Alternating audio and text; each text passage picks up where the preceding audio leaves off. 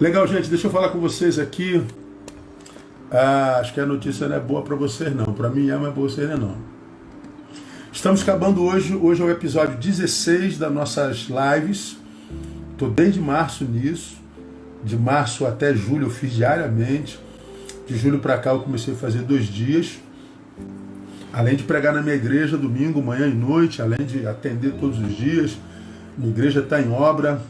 As pessoas estão loucas com a pandemia. A gente que é pastor, a gente trabalha aqui 24 horas por dia. Eu estou exausto. E terminando aqui, eu vou descansar um bocadinho, vocês vão me permitir. Os que têm prazer em me ouvir vão poder me ouvir todo domingo às 10 e às 18, ao vivo, lá nas plataformas da minha igreja. Então você vai poder ouvir. Quem não puder ouvir ao vivo, porque é de outra igreja, é só ir no meu canal, que as mensagens que eu prego no domingo vão para o meu canal, perdão, e você pode ouvir depois na boa, tá bom? Nesse período, eu devo fazer uma live ou outra no meu canal, mas isso vai ser avisado, de repente aí uma live a cada 15 dias, alguma coisa assim, esporádico, sem datas específicas, tá bom? Então a gente vai dar um tempo para a gente descansar um pouco.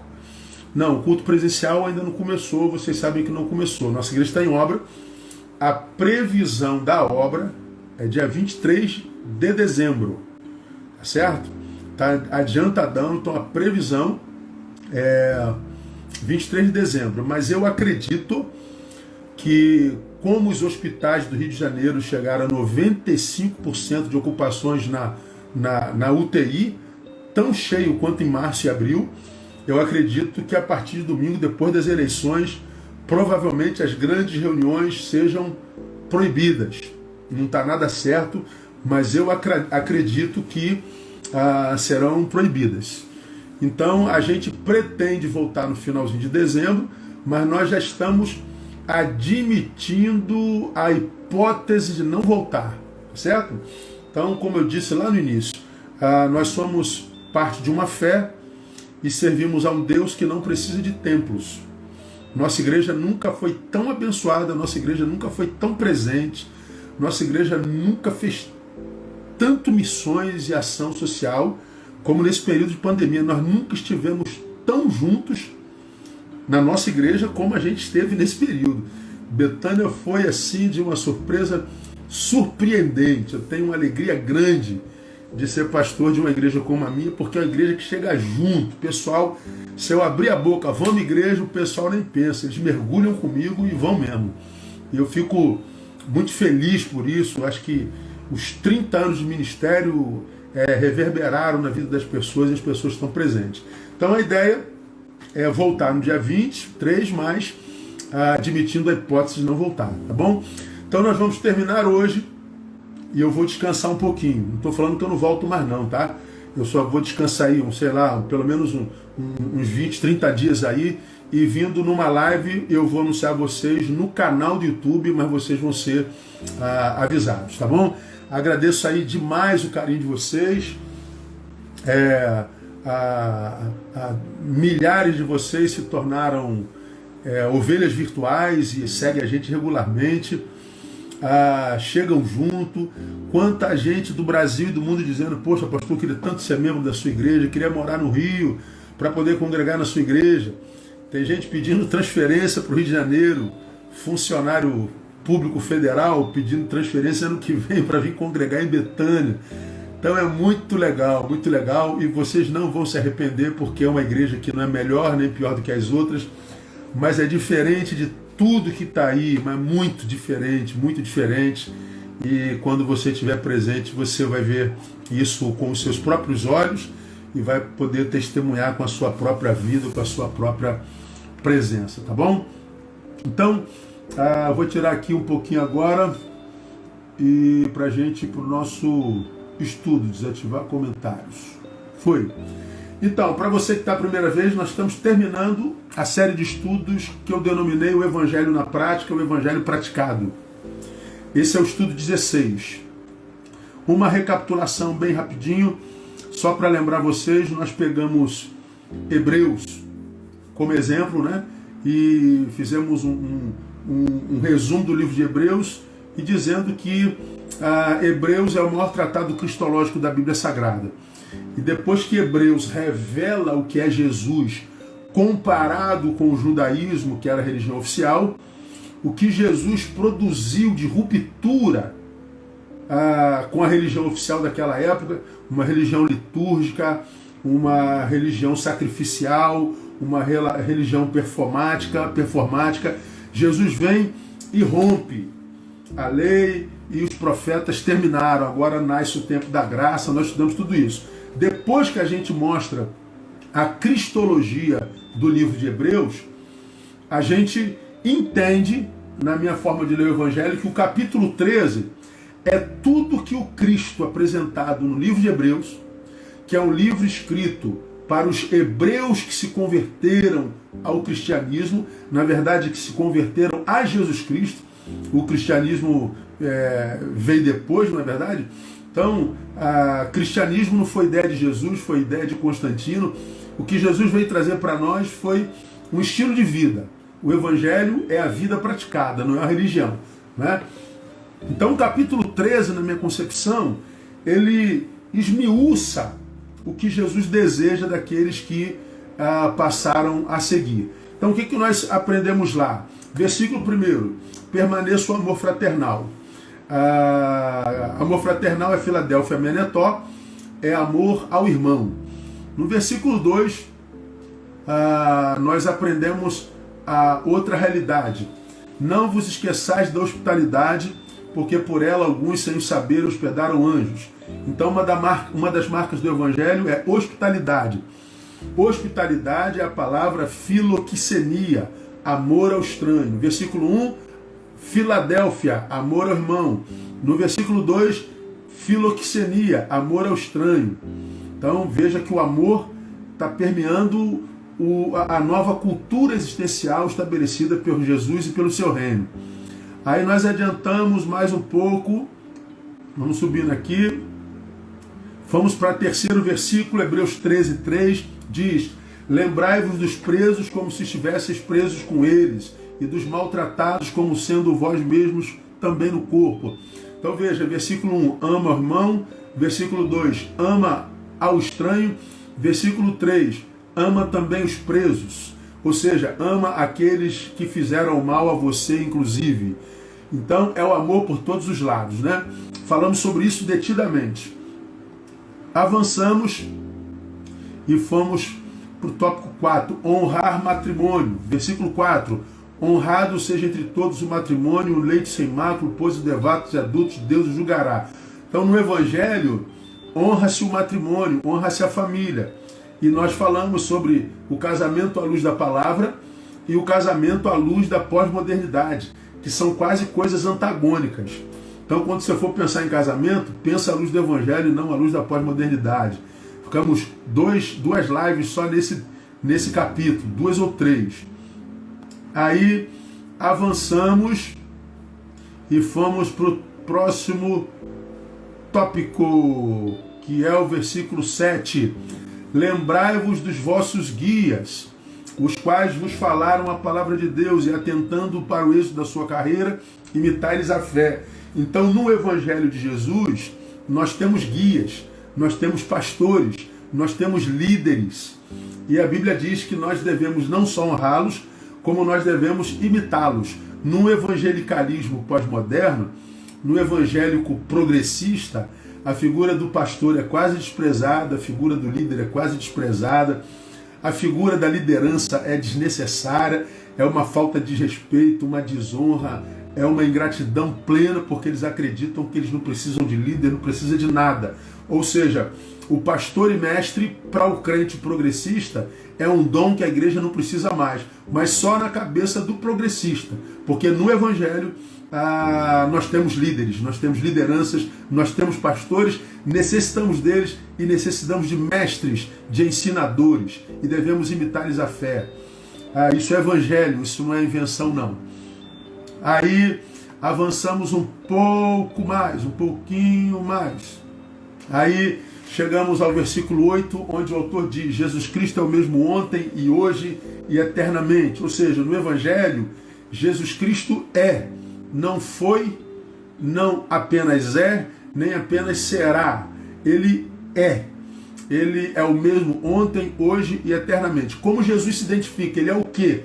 Ele é Deus. Mostramos na Bíblia que Jesus não é só um personagem histórico, Jesus não é só o fundador de uma religião, Jesus não é só um grande líder do seu tempo, Jesus não é só um revolucionário, ele é Deus. Ele é Deus esvaziado, Deus encarnado, e nós mostramos isso bem detalhadamente na Bíblia. Se você diz acreditar a Jesus, você tem que acreditar que ele é Deus, porque se ele não é Deus, ele é um retardado, ele é um louco, como nós falamos, um megalomaníaco. Porque esse Jesus que não é Deus, que a gente diz que foi só líder, disse: eu e o Pai somos um, eu sou o caminho, eu sou a verdade, eu sou a vida, eu sou a porta, eu sou o pão da vida, eu sou a água da vida. Ou esse Jesus é louco, é um megalomaníaco doido, ou ele é Deus. Então não tem como acreditar em Jesus como outra coisa que não Deus. Ou você acredita ou você não acredita. Falamos sobre isso também por mais de uma live. Avançamos um pouco mais. Aí nós falamos no versículo 9: não vos deixeis levar por doutrinas várias e estranhas, porque bom é que o coração se fortifique com a graça e não com alimentos, que não trouxeram proveito algum aos que com eles se preocuparam. Não vos deixeis levar por doutrinas várias. Ou seja, no Evangelho, reflexão prescinde a sensação. Então, ele é racional. Falamos sobre isso detidamente. Estou correndo porque a gente tem que acabar hoje. Fomos para o versículo 10. No Evangelho, o único sacrifício que conta é o de Cristo. E o sacrifício de Cristo é o amor. Então nós falamos que os hebreus estavam acostumados com a religião sacrificial, uma religião de imolação de animais, derramamento de sangue, e eles estão dizendo: no Evangelho não tem mais sacrifício.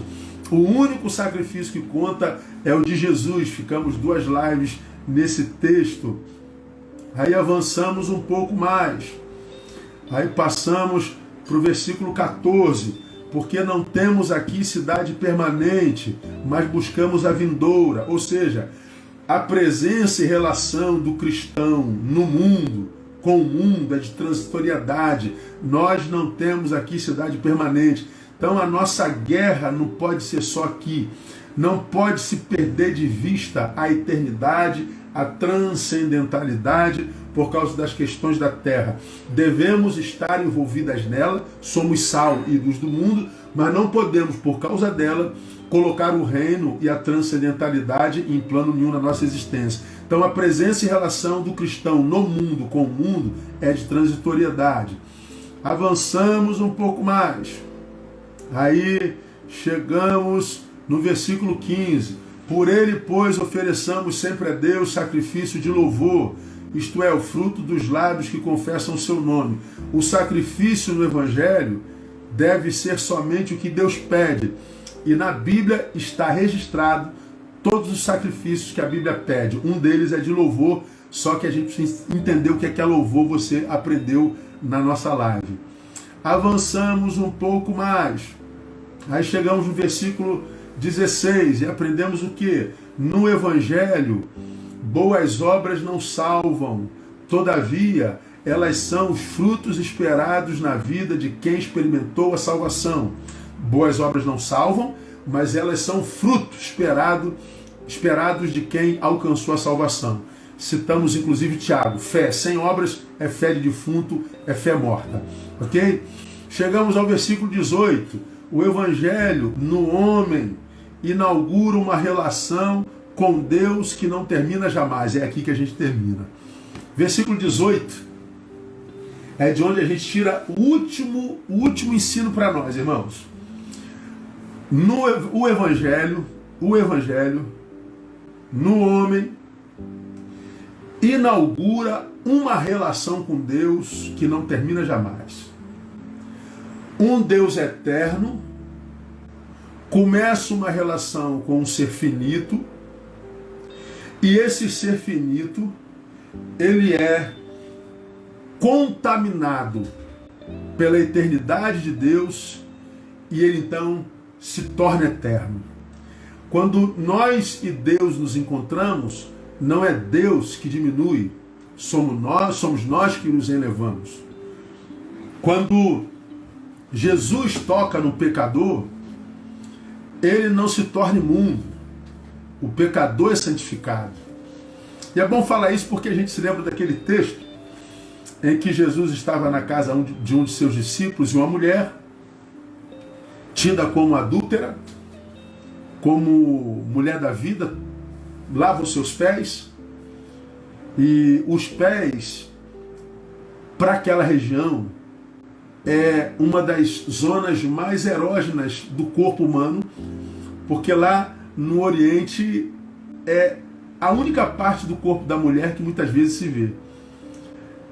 Então os pés é um lugar onde não se toca de jeito nenhum, pra você ter uma noção. Um dia a gente fala sobre isso. Bom, aquela mulher toca nos pés de Jesus. Os fariseus, você se lembra desse texto, conversavam consigo, um com o outro. Se esse homem fosse de Deus, saberia quem é essa que lhe toca os pés. Como quem diz, se esse homem fosse de Deus, jamais permitiria que uma pecadora dessa tocasse nele, principalmente nos pés.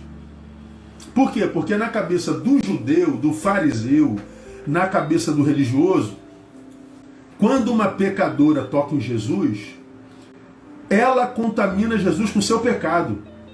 Mas por que Jesus deixou a pecadora tocar seus pés? Porque quando uma pecadora toca aos pés de Jesus, não é o pecado dela que contamina Jesus, é a santidade de Jesus que contamina a pecadora. E foi exatamente o que aconteceu. Naquela tarde, o contato da pecadora com Jesus iniciou uma relação com Jesus que durou para a eternidade. Ela esteve com Jesus até o fim da sua vida, ela estava lá na ressurreição. Porque o santo, quando toca no pecador quebrantado, não é contaminado, é o pecador que é santificado.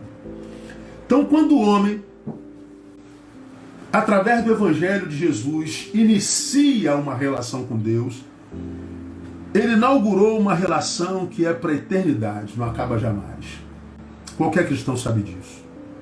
Aí eu vou ler para a gente entender um pouco o versículo 18, que parece que não tem nada a ver com nada, mas eu vou clarificar para você. O autor de Hebreus termina dizendo assim: orai por nós.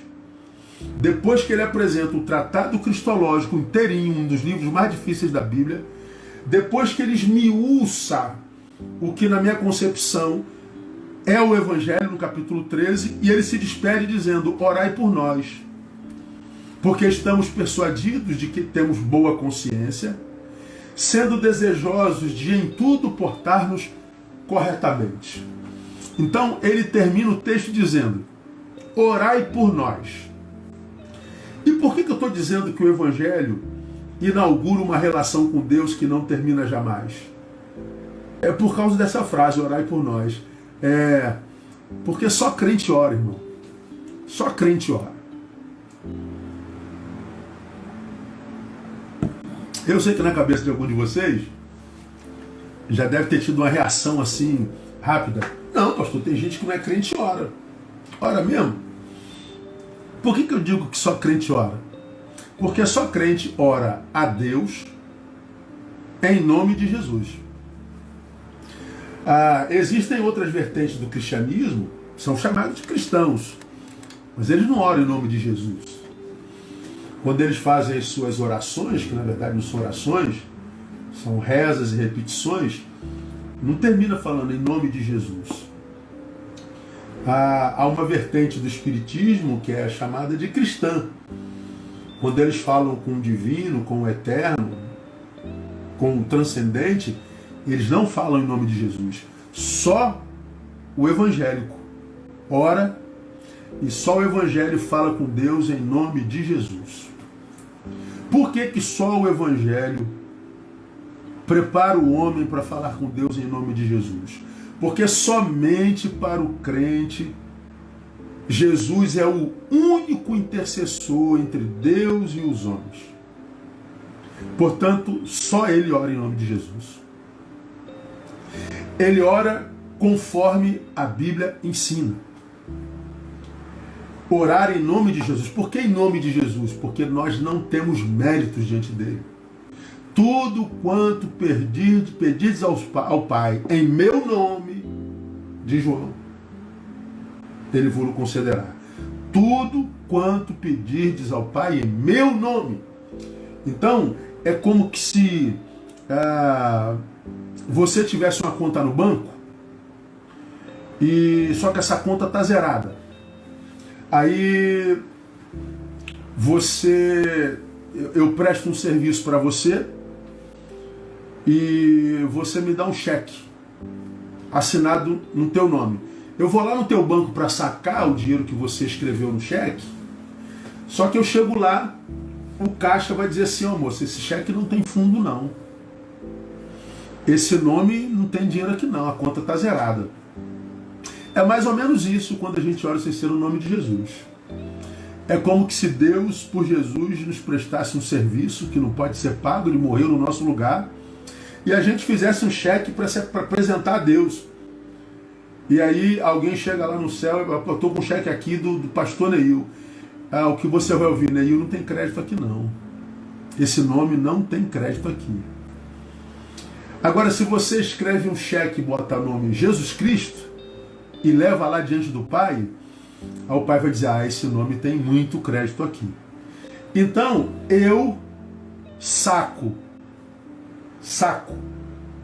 de Deus, é uma palavra bem pejorativa, eu não gosto dessa, mas é para ilustrar, porque tem gente nova aqui com a gente. Então eu, na presença de Deus, extraio por graça aquilo que Jesus tem de crédito diante dele, porque nós não temos crédito nenhum. Ok? Então, por que a gente ora em nome de Jesus? Porque só Jesus tem crédito, nós não temos. A oração que não é feita em nome de Jesus não é oração, é no máximo reza. Perdão. É uma reza. A reza é uma ladainha decorada. É uma oração decorada. Ela não é produto da expressão da interioridade do sujeito. Ela não é o diálogo de um filho com um pai. Ela não é um bate-papo de um irmão para o irmão. Ela é decoreba. A oração não. A oração é um diálogo. A oração é um bate-papo. A oração é uma abertura de coração. E como nós já aprendemos, a oração ela não é só o meio pelo qual pedimos a Deus aquilo que precisamos. Não, isso é um reducionismo da oração. A oração, ela é sobretudo aquilo que transforma o nosso encontro com Deus em relacionamento. Minha igreja sabe muito bem disso. Oração, vou repetir, a oração é aquilo que transforma o nosso encontro com Deus em relacionamento. Por que eu digo que a oração é aquilo que transforma o nosso encontro com Deus em relacionamento? Porque quando a palavra nos é ministrada, a Bíblia diz que a fé vem pelo ouvir a palavra, então essa palavra, se for acatada, ela gera fé no nosso coração. E ela nos convence do nosso pecado pelo Espírito Santo. Então, Deus falou comigo pela palavra e Deus me convenceu do meu pecado e gerou em mim a necessidade de tê-lo como Senhor e Rei, e Deus, e Salvador. Bom, então Deus falou comigo, não há dúvida. Se a palavra foi aberta, meu coração foi tocado, meu coração compungiu, converteu, Deus falou comigo. Bom, só que isso não é relacionamento. Foi um falando, Deus falando comigo. Quando é que isso vira relacionamento? Quando eu falo com Deus. Aí é diálogo. Deus fala, monólogo. Não é relacionamento. Quando eu falo com Deus em oração, aí é um diálogo. Deus fala pela palavra, eu falo pela oração. Então está acontecendo um diálogo. Ou seja, eu me encontrei com Ele através da palavra. Ele falou comigo. Quando eu falo com Ele pela oração, então nós iniciamos o relacionamento.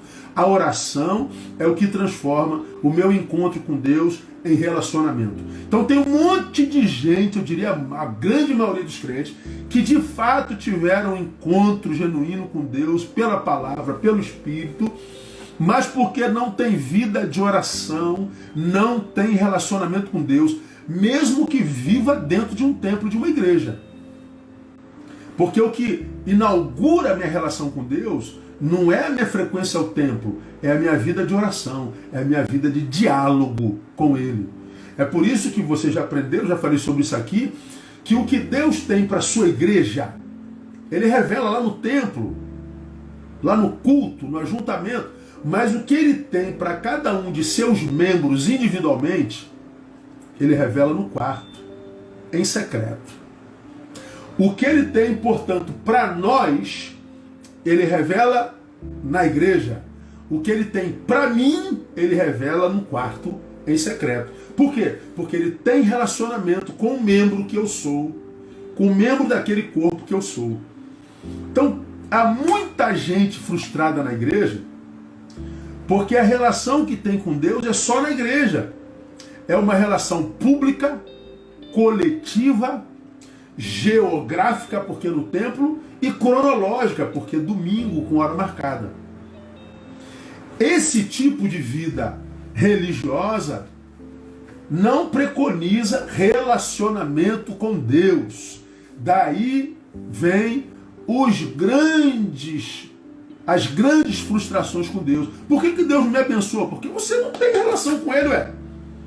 Você é um no meio da multidão daquela coletividade.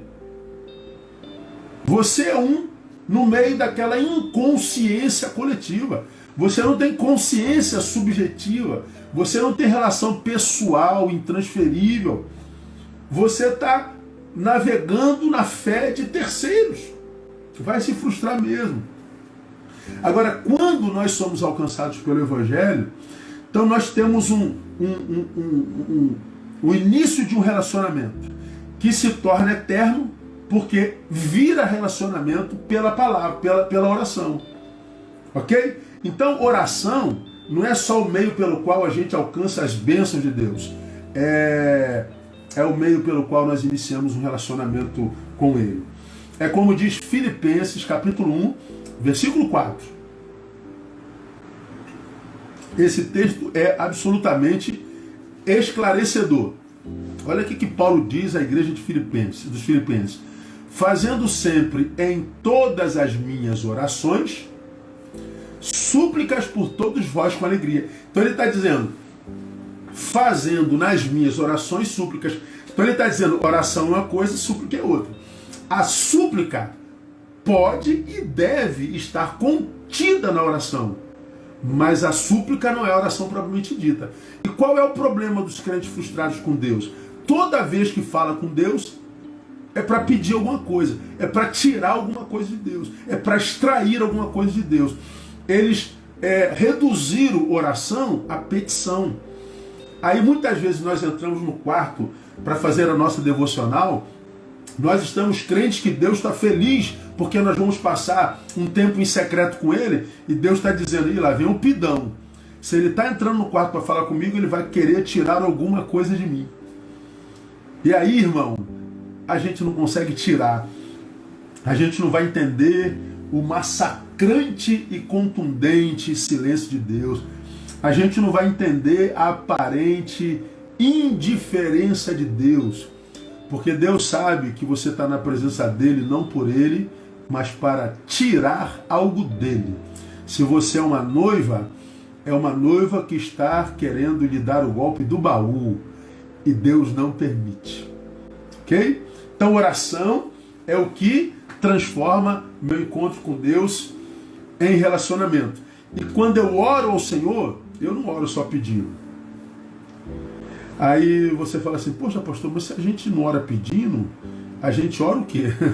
O trabalho de casa para você hoje, tá? Antes de dormir, faz uma oração a Deus, sem pedir nada. Uma oraçãozinha de 2 minutos, sem pedir nada. E você vai ver a dificuldade que você tem de orar ao Senhor sem pedir nada. Por quê? Porque nós somos discipulados, treinados na igreja a orar, mas na verdade acostumados a pedir. De onde vocês acham que vêm os apóstatas? Eles pediram, não receberam e acharam que Deus não se importa. Alguns dizem agora que Deus não existe. Alguns acreditam que se Deus não existe, ele não é bom. Por quê? Porque a relação com Deus foi materialista, não é? É uma relação de usufruto, utilitária. Deus não se permitiu ser um objeto de consumo. E aí o que tinha uma relação utilitária, ainda que inconsciente, não recebeu nada e diz que Deus não se importa, que Deus não ama. Não, Deus se importa, Deus ama. Como foi publicado na minha página aí essa semana, eu acho, se eu não me engano, eu disse lá, um Deus que mandou seu filho morrer na cruz do Calvário por mim não precisa provar mais nada para mim. Não precisa fazer mais nada. Um Deus que mandou seu filho único para morrer no meu lugar não precisa fazer mais nada por mim. Não precisa me provar mais nada. Não precisa falar mais nada. Não precisa dizer mais nada. Nada. O seu amor para mim acabou, já está provado. Não precisa me dizer mais nada. Então, para a gente terminar o nosso estudo, irmãos, 20 minutos, eu vou compartilhar com vocês por que tantos de nós não têm experiência na oração. Talvez não dê para falar tudo, mas você anota se você tiver aí, tá bom? Porque a gente que é crente, a gente fala muito de oração, mas ora muito pouco. Responda com sinceridade. Se o sucesso da tua igreja ou da tua vida dependesse da tua vida de oração pessoal, vamos imaginar que a salvação do teu filho dependesse da tua oração. Teu filho estava salvo ou estava perdido? Se a cura do Brasil e do mundo dependesse da tua oração, como é que estaria o Brasil e o mundo? A gente fala muito de oração, mas ora muito pouco. A gente sabe que podia melhorar na oração. E por que a gente ora pouco? Porque nós oramos mais no passado, mas não tivemos experiências na oração. Porque nós não tivemos experiências na oração, a gente parou de orar. Tudo inconsciente. Em alguns conscientemente. Mas por que a gente não tem experiência na oração? Eu vou mostrar para vocês isso, porque é muito claro. Primeiro, a Bíblia ensina isso. Primeiro, pelo que está escrito lá em Tiago capítulo 4. Tiago capítulo 4. Estou achando aqui. Tiago capítulo 4, versículo 3, que é um texto muito conhecido de nós todos. Olha aqui que o apóstolo diz: pedis e não recebeis. Por quê? Porque pedis mal. E o que é pedir mal? Para o gastardes em vossos deleites.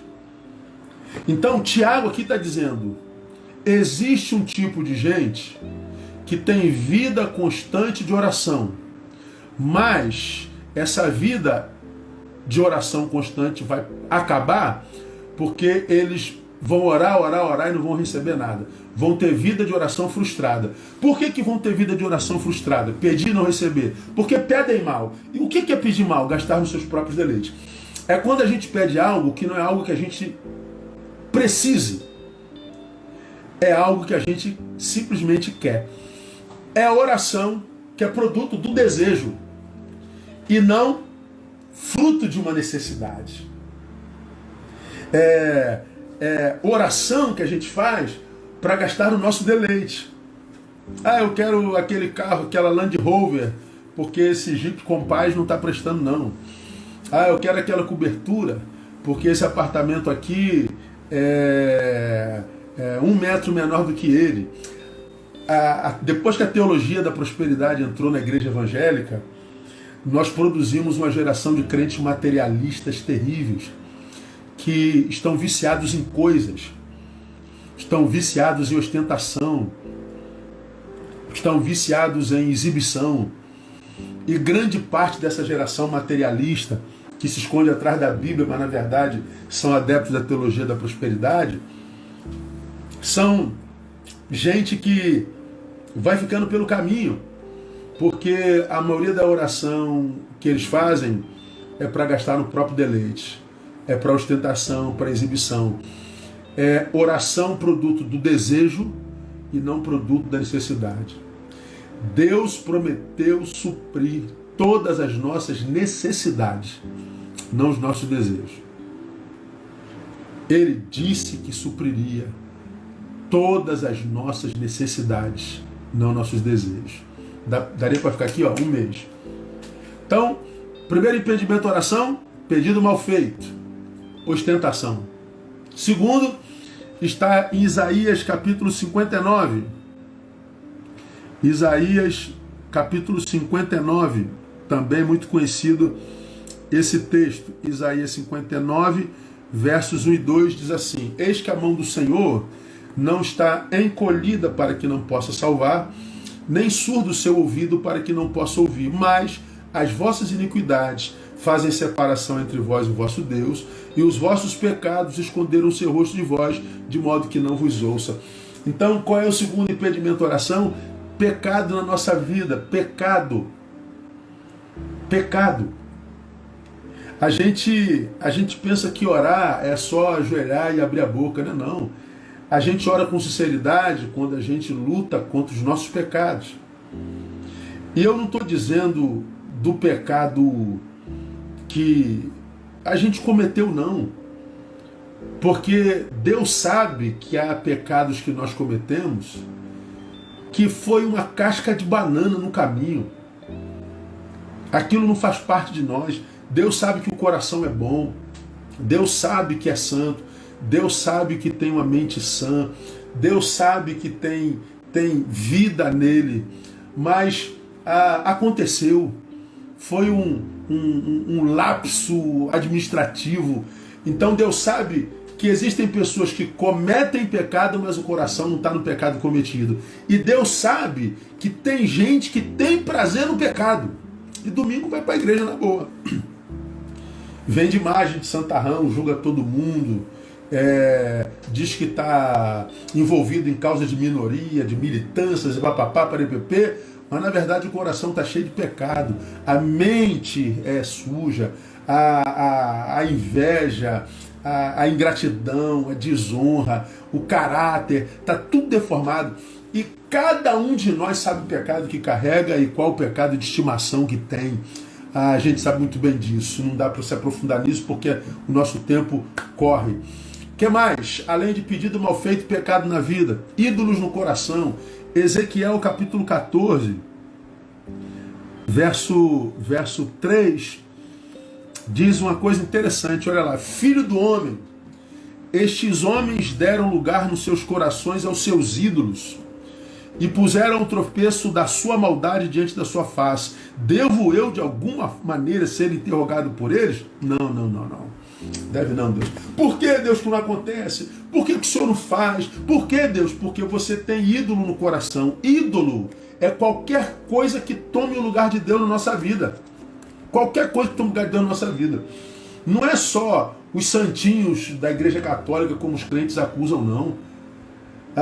Também é, segundo a palavra, que a gente não deve adorar imagens de escultura, nem nos curvar diante delas. Então, biblicamente mas tem ídolo que é amado. Esse ídolo pode ser um namorado, o ídolo pode ser o trabalho, o ídolo pode ser o ministério, o ídolo pode ser um pastor, o ídolo pode ser uma organização, o ídolo pode ser uma ideologia, o ídolo pode ser o tradicionalismo, aquilo que acaba tomando o lugar de Deus na nossa vida.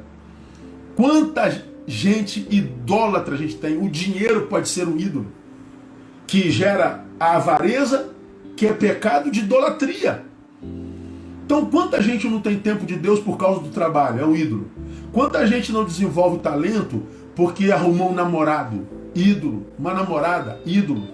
Quanta gente abandonou a vocação porque se meteu nas ideologias nascentes no Brasil de 2018 para cá? Ídolo.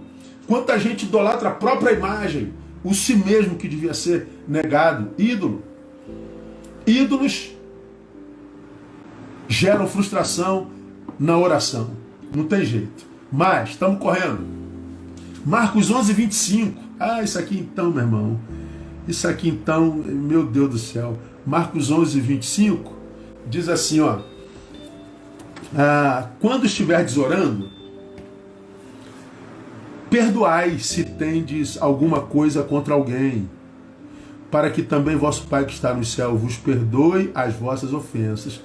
Quando estiverdes orando, olha só, não é quando estiverdes adorando, não é quando estiverdes meditando, não é quando estiverdes trabalhando, não. Ele está dizendo quando você estiver orando, quando você vier falar comigo, ou seja, quando você vier exercitar a tua comunhão comigo, se tem alguma coisa contra alguém, perdoe, depois vem falar comigo. Eu não quero papo com ninguém que não dá papo a alguém. Eu não quero papo com ninguém que só negue a possibilidade do diálogo com alguém. Então, o que esse texto está dizendo, irmão? Que problemas relacionais são impeditivo na oração. É o que está dizendo o texto aí de forma muito clara. Então, o espírito que não perdoa nunca experimentará o gozo que vem pela oração. Agora pense comigo, irmão, nessa geração beligerante, nessa geração atiradora de pedra, nessa geração perversa, ruim, nessa geração que está todo mundo brigando, xingando, humilhando, assassinando reputações, todo mundo sendo ingrato. Você acha mesmo que essa geração, como um bloco de cristãos, pode ter oração de fato com Deus? Tem nada, gente. Tem nada. Gente que não consegue se relacionar com gente, não consegue se relacionar com Deus. Gente que se relaciona com Deus de verdade, se relaciona bem com todo mundo. Então, desculpa, irmão, os céus do Brasil é um céu que está descoberto de orações, porque oração não é só abrir a boca. A minha fala para com Deus tem a ver com a minha escuta para com o meu irmão e vice-versa. Então, não adianta entrar na igreja, não adianta ir para o monte, não adianta fazer jejum, não adianta fazer campanha de oração, se você é um beligerante, se você está cheio de mágoa no coração, se você está cheio de ódio por A, B ou C, se você está cheio de raiva de todo mundo. Orar é bobagem. Então, antes de eu falar com Deus, eu tenho que ouvir a meu irmão. Antes de eu falar com Deus, eu tenho que perdoar o meu irmão. Senão, eu falo com a parede. Minha oração não passa do céu. É muito interessante isso aqui, né, irmão? É só você ver a oração do Pai Nosso. Perdoa as nossas dívidas, assim como nós perdoamos aos nossos devedores. Perdoou aos teus devedores? Não, então o Pai também não te perdoa, não. Porque na oração do Pai Nosso, nós estamos dizendo, faz conosco o mesmo que nós fazemos com Ele. E se você é daqueles, eu não quero falar contigo, eu não quero te ouvir, eu não quero saber de você, você está dizendo, Pai, faz o mesmo comigo. E Ele faz. Por isso a frustração na vida espiritual de tanta gente. Então, eu acho que a gente não devia ter medo de amar a quem a gente ama. Ama. A gente devia ter medo de odiar. A gente devia ter medo de alimentar a mágoa, a amargura e tudo mais. De amar, não. Mas de viver em litígio, isso tapa os ouvidos de Deus. Vamos continuar. Falta 3 ainda para acabar, 10 minutos. O que mais que impede a oração? Provérbios 21, 13. Olha aí, hein? Essa é para tu. Provérbios 21, 13. De quem mais que a Bíblia não ouve, diz que Deus não ouve oração? Quem tapa o seu ouvido ao clamor do pobre, também clamará e não será ouvido. Ou seja, se você é sovino, se você é mesquinho, se você é avarento, se você é miserável, se a dor do outro não te toca, tua oração não toca em Deus. O homem generoso é poderoso na oração. Logo, a oração está intrinsecamente ligada à generosidade. Oração e generosidade caminham de mãos dadas. Todo homem de oração é generoso. Todo homem que não é generoso se diz que ora mente. E se ora, não tem experiência na oração, porque se tapa os ouvidos ao clamor do necessitado, também clamará e não será ouvido. Então, a oração e generosidade caminham juntos. Mais dois. Isso aqui também é muito sério para o tempo que se chama hoje. 1 Pedro, capítulo 3, verso 7. Olha só que coisa interessante, irmãos. 1 Pedro, capítulo 3, verso 7. 1 Pedro 3, 7. Igualmente vós, maridos, esposas também, tá? Vivei com elas, com eles, com entendimento, dando honra à mulher, como vaso mais frágil, e como sendo elas herdeiras convosco da graça da vida, para que não sejam impedidas as vossas orações. Por que essa palavra está direcionada aos maridos? Porque a mulher naquele tempo não era nem contada no censo. Mulher era vaso de ornamentação. Então a palavra é para o marido, que à luz do evangelho é o cabeça da igreja. É o cabeça da casa, o cabeça do lar. Igualmente vós, maridos, vivei com elas com entendimento, dando honra à mulher como vaso mais frágil, como sendo elas herdeiras convosco da graça da vida. Por que eu tenho que honrar a minha mulher? Por que eu tenho que honrar o meu marido? Por que eu tenho que viver bem em família? Para que não sejam impedidas as minhas orações. Por que muitas orações não são ouvidas? Mau relacionamento familiar. Aqui cabe não só marido e mulher, mas a família inteira, irmão. Família litigiosa é família que não tem experiência na oração. 1 Timóteo capítulo 5, verso 8, nós temos uma palavra dura do apóstolo a Timóteo que diz assim: pelo que se alguém não cuida dos seus, principalmente dos da sua família, nega a fé e é pior do que o incrédulo. O incrédulo é aquele que não crê na existência de Deus. É aquele que abriu mão da transcendentalidade. O incrédulo é aquele que carnificou-se, se transformou num pedaço de carne que anda. É aquele que não vive, existe. É aquele que não vive hoje e não terá vida eterna. E o Senhor está dizendo que há uma coisa pior do que um perdido. O que é ser pior do que um perdido incrédulo? É ser um crente que não cuida da sua família. Portanto, um crente que não cuida da sua família é pior do que um incrédulo, é pior do que um perdido. Então, não tem como, irmão, maltratar a família, maltratar a esposa, maltratar o marido, maltratar o filho, ser um ausente da sua casa, ser a doença da família e esperar que Deus ouça a sua oração. Então você pega numa geração como essa, a família toda arrebentada. Vivemos num egoísmo louco, todo mundo pensando no seu desejo, na sua vontade. Todo mundo querendo exibir tudo. Todo mundo querendo ganhar dinheiro até não aguentar mais. E para isso tudo abandonando a família, deixando em segundo plano. Você acha que esse tipo de gente pode ter vida em Deus e oração? Pode ter um relacionamento longevo e eterno com Deus? Jamais. E para a gente terminar, o que mais que a gente tem como impedimento a oração?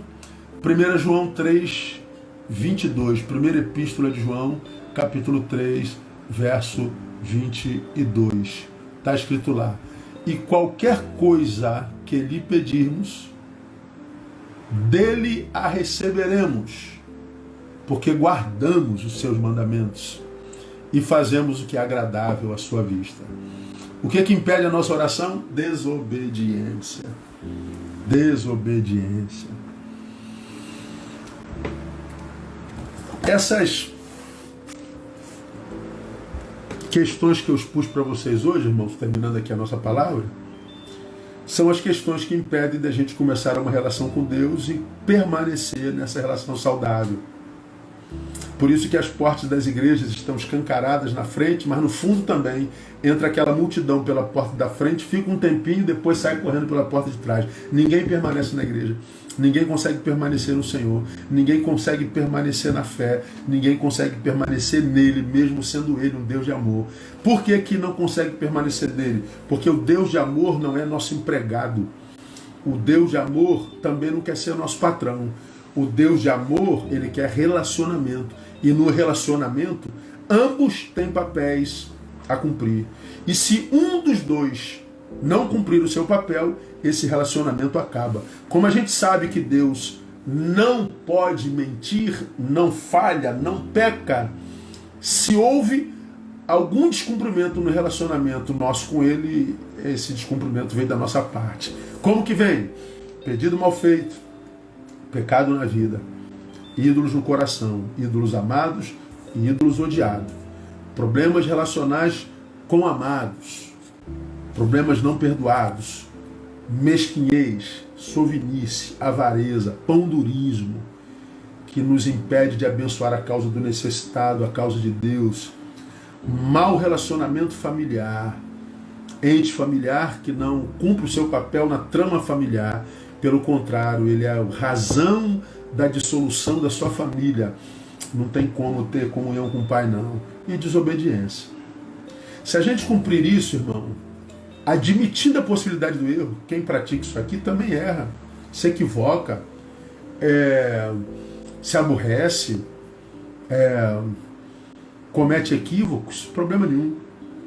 Deus sabe que o seu coração é dele, Deus sabe que o seu coração não é pecaminoso, Deus sabe que você é trabalhador, que você é trabalhadora, Deus sabe que você é do bem, Deus sabe que você não planeja, Deus sabe que aconteceu. E Deus sabe que você vai vencer. Então, o que Deus quer, irmão, dos evangélicos, não que sejam apenas membros de uma igreja evangélica, mas dos evangélicos que vivem os princípios do evangelho. Deus não quer perfeição. Ele sabe que a gente não pode ser perfeito. O que Deus quer é evolução, porque Ele sabe que a gente pode ser melhor. Eu não posso ser perfeito. Às vezes bate em nós alguns sentimentos que não são, digamos, lícitos, né? Às vezes bate em nós alguns sentimentos que a gente não queria sentir. Pastor, eu odeio aquela pessoa. Não devia, mas odeio. Pastor, eu estou magoado, mas está magoado. Pastor, eu estou com raiva. Acontece. Pastor, me apaixonei. Acontece. Mas Deus sabe do teu coração. Deus sabe quem você é. E quando a gente vive o princípio do Evangelho, esse Evangelho faz com que a gente caminhe debaixo da graça, faz com que a gente vive o que João diz, essas coisas vos escrevo para que não pequeis, mas se alguém pecar, temos um advogado para com o Pai, que é Jesus Cristo justo. Ou seja, o bom é que não peque, mas ele sabe que existe a possibilidade de pecar. Mas ele sabe quem tem o pecado no coração e quem não tem o pecado no coração. Portanto, o que Deus quer de mim e de você não é perfeição, ele sabe que a gente não pode, a gente é caído. O que ele quer de mim e de você é evolução, porque ele sabe que a gente pode ser melhor. Amém, gente? Terminamos, né, lamentavelmente. Quinta-feira eu já não estou aqui, vou descansar um pouquinho aí, umas 2, 3 semanas. E aí a gente volta para algumas lives esporádicas no meu canal de YouTube, tá bom? Esse estudo aqui, para quem está aqui a primeira vez, vai para o canal do YouTube. Se você ainda não está inscrito lá, passa lá e ouve toda essa série, que eu tenho certeza que vai abençoar a todos vocês, tá bom? Deus abençoe vocês, que a graça do Senhor Jesus possa se derramar sobre vocês assim abundantemente, que vocês consigam viver esse evangelho na prática, porque isso não é utopia, é verdade. Você pode passar pela vida com seu coração apaziguado, sem espírito de beligerância, sem estar brigando com todo mundo, sem estar cortando a orelha de ninguém, amando simplesmente, sendo uma presença desejada na vida de todo mundo, atraindo gente boa, porque a gente sabe quem a gente é a partir das pessoas que a gente atrai. Se você atrai gente boa, é porque você é gente boa. Se atrai gente ruim, porque você está vivendo uma vida que não é legal. Então que Deus abençoe vocês, toda sorte de bem e bênçãos, que essa semana seja uma semana de muito boas notícias para cada um de nós, tá bom? Beijo no coração, obrigado pelo carinho, amizade e companhia de sempre. Fiquem com Deus.